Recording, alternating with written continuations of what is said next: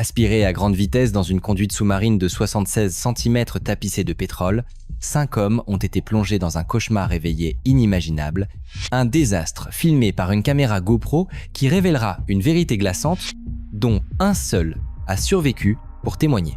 Le 25 février 2022, sur la plateforme numéro 6 de Pointe, à Pierre, les hommes de la LMCS, Faisal Kurban, Kazim Ali Jr., Rishi Nagassar, Youssouf Henry et Christopher Boudram étaient chargés de travaux de maintenance sur un pipeline désaffecté.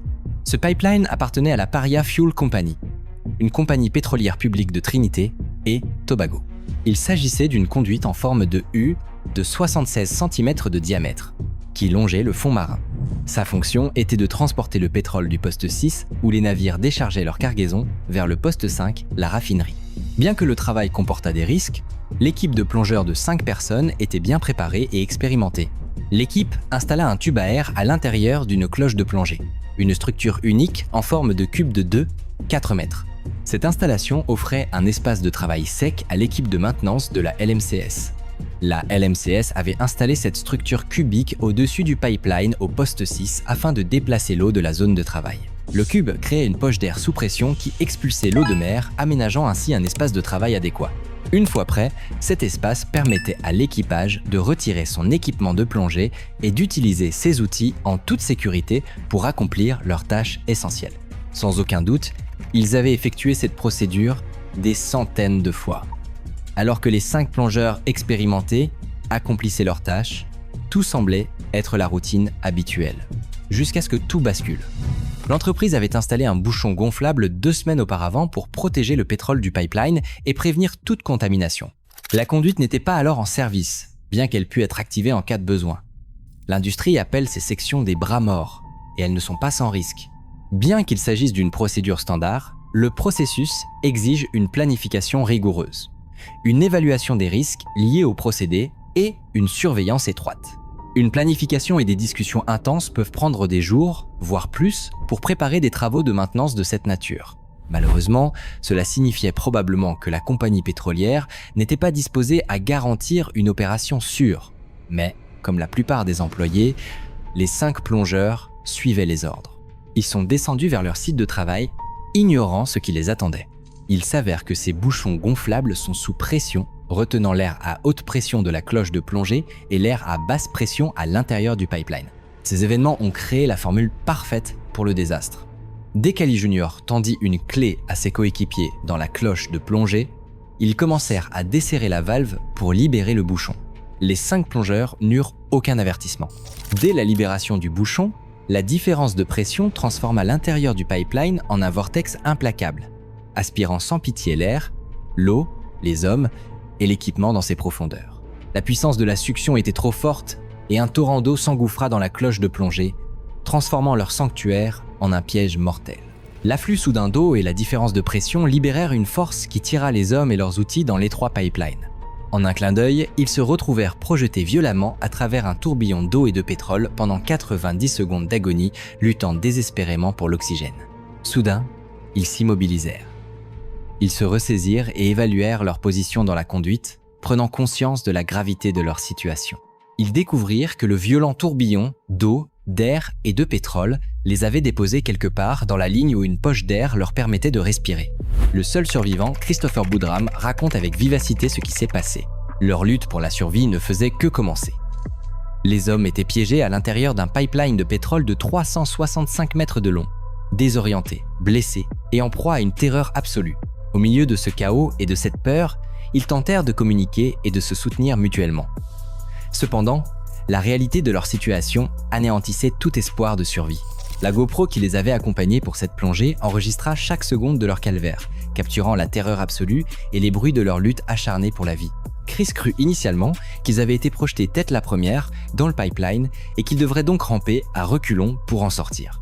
Mais Kazim, Youssouf et Faisal étaient certains d'être entrés les pieds en premier. Il fit donc confiance au jugement de la majorité. En tant que plongeur le moins blessé, Chris plaça ses pieds sur les épaules de Kazim.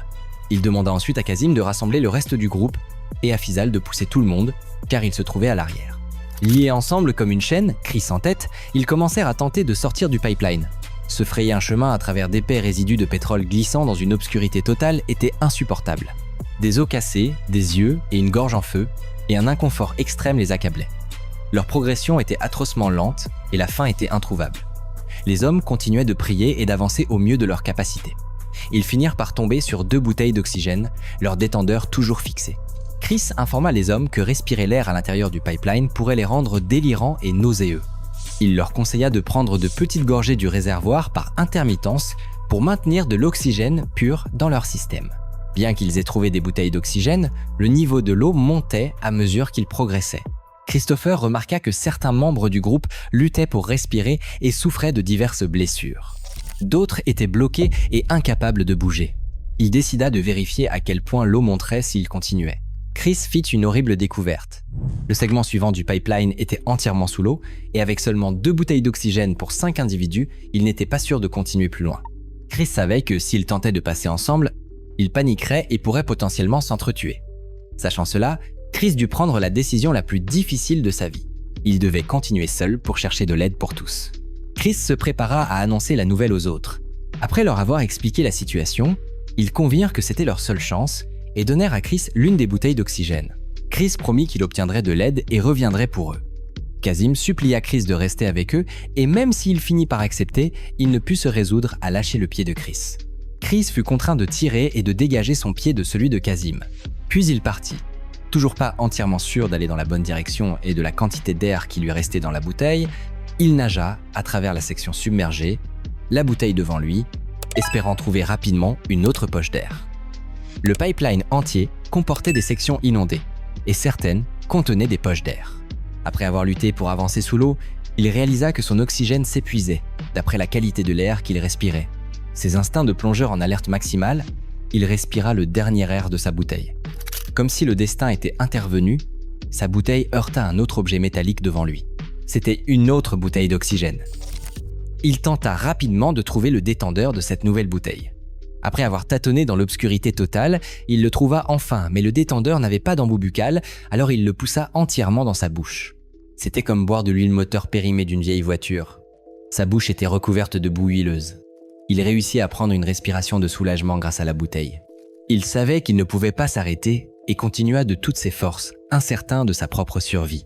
Pire encore, combien de temps ses frères avaient-ils et s'en sortaient-ils mieux que lorsqu'il les avait quittés? Alors qu'il progressait difficilement dans le pipeline, il pénétra enfin dans une autre poche d'air. Pourtant, instinctivement, il savait que sa seule issue était de retourner à la colonne montante. Il était déterminé, mais ne savait pas combien de temps il pourrait encore endurer dans cet endroit dangereux, sans lumière, sans sens de l'orientation, sans espace pour bouger et avec une réserve d'air qui diminuait. Les yeux et la gorge brûlants, le corps endolori, Christopher se fraya un chemin à travers le pipeline glissant et inondé. Malheureusement, cette section du pipeline était à moitié remplie d'eau. Il trouva une autre bouteille d'air et atteignit la dernière section inondée avant la colonne montante. C'est alors qu'il entendit Faisal l'appeler. Il l'avait suivi. Il demanda à Chris d'attendre avant d'entrer dans la dernière section inondée. Mais Chris lui dit qu'il ne pouvait plus attendre, qu'ils étaient restés trop longtemps dans le pipeline et que leur temps était compté. Ils discutèrent de la probabilité qu'ils se dirigeaient vers le poste numéro 6. Chris dut continuer sans Faisal. Après s'être assuré que Faisal avait une bouteille d'oxygène, Chris n'eut d'autre choix que d'entrer dans l'eau. Il continua jusqu'à trouver le coude du pipeline qui, espérait-il, mènerait au salut. Après ce qui lui sembla durer des heures, cette prochaine décision allait sceller son destin. C'était le moment de vérité. Soit c'était le poste 5, scellé par un bouchon, soit c'était le poste 6, d'où il venait. Alors qu'il se résignait pour la 3e fois à mourir, avec un dernier élan de détermination, il donna un coup de pied vers la colonne montante. Tandis que Chris continuait de nager, il réalisa à quel point il était fatigué. Mais il était déterminé à s'en sortir et à sauver son équipe. Le pétrole lui brûlant les yeux et les poumons, et la fatigue alourdissant son corps, Chris atteignit finalement le sommet du pipeline. Bien qu'il ait survécu à l'épreuve, ce n'était pas encore fini. Christopher raconta la situation au personnel médical, rapportant autant de détails que possible sur les hommes et leur position. Malheureusement, le reste de l'équipe de la LMCS ne put croire l'histoire de Christopher. L'entreprise supposait que le pipeline était plein de pétrole et que les bouteilles d'oxygène qu'ils possédaient ne leur donneraient qu'1 heure d'air chacun. Des plongeurs de sauvetage de l'équipe LMCS descendirent et frappèrent sur le pipeline, essayant de localiser les hommes. Ils reçurent des sons satisfaisants de quelqu'un qui frappait en retour, ce qui sans aucun doute donna de l'espoir aux hommes piégés. Mais l'équipe de la LMCS n'avait pas encore trouvé de moyen de les sortir. Alors que les heures passaient, les 4 plongeurs blessés souffraient de leurs blessures. Confrontés à un air qui diminuait, un rideau d'émanation de pétrole suffocante, l'eau de mer montante et le dioxyde de carbone. Bien qu'il ait semblé que la Paria Fuel Company et la LMCS sauveraient initialement les 4 hommes, aucun sauvetage ne vint. Les 4 hommes réalisèrent qu'aucun secours n'arrivait, intensifiant leur horreur. L'entreprise récupéra les 4 corps restants des jours après le début de l'incident. Des autopsies furent effectuées, mais personne ne put s'accorder sur la date exacte du décès de chaque homme.